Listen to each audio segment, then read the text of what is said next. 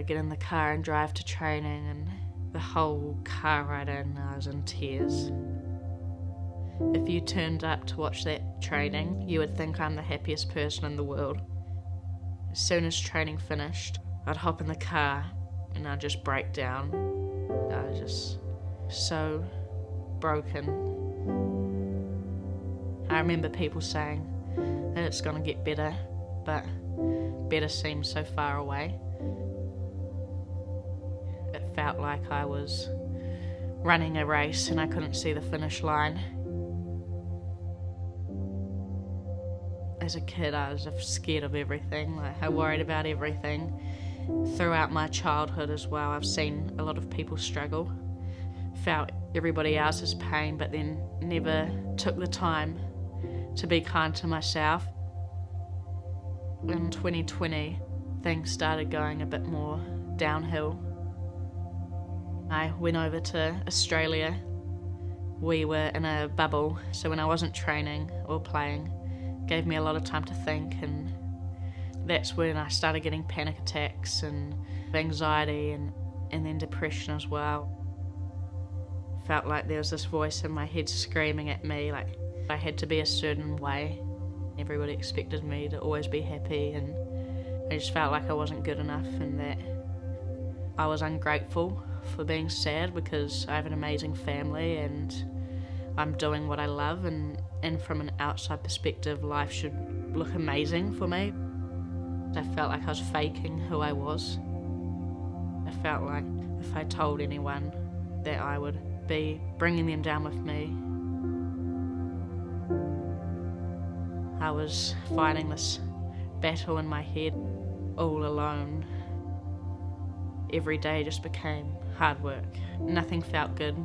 The things that used to make me happy didn't make me happy. There was nothing to me.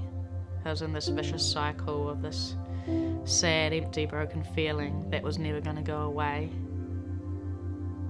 I think the dangerous thing for me was cricket was my safe space. In the winter I broke my finger, then training got taken away from me.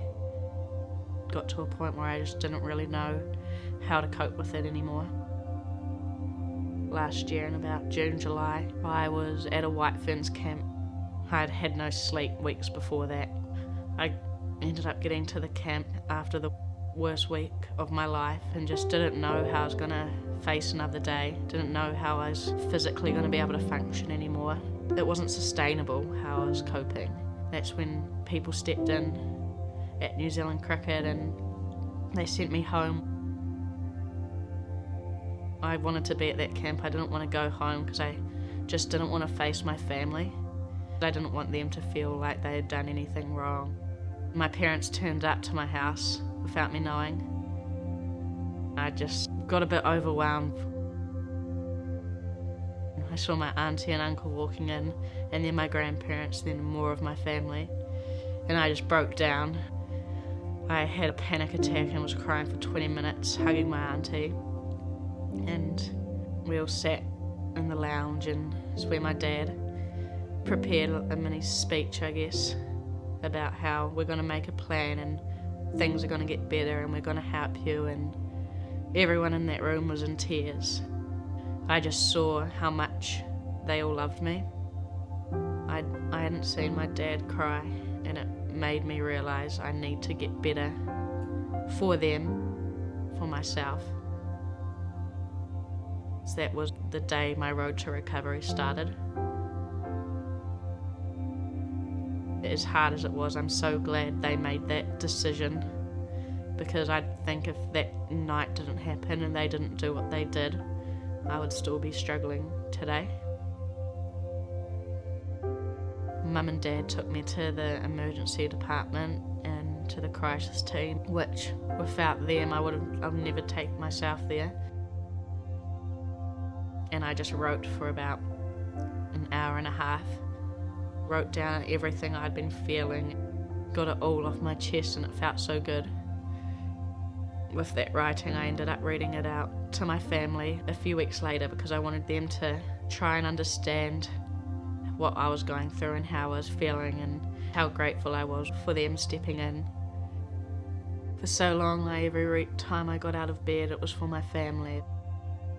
I started seeing my psychologist every week and a psychiatrist every week, and I got on the right medications, and one that helped my brain stop telling me these thoughts, and one that helped me sleep.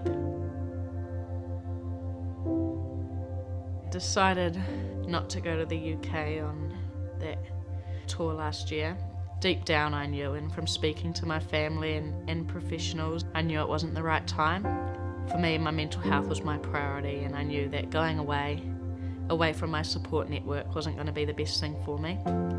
It was hard because when it first came out, people would think, you know, it's cricket related and burnt out or whatever, but it was absolutely nothing to do with cricket. It was hard watching them, but I knew when I was watching I was in the right place. I knew I couldn't be out there. I came home for the summer, got myself into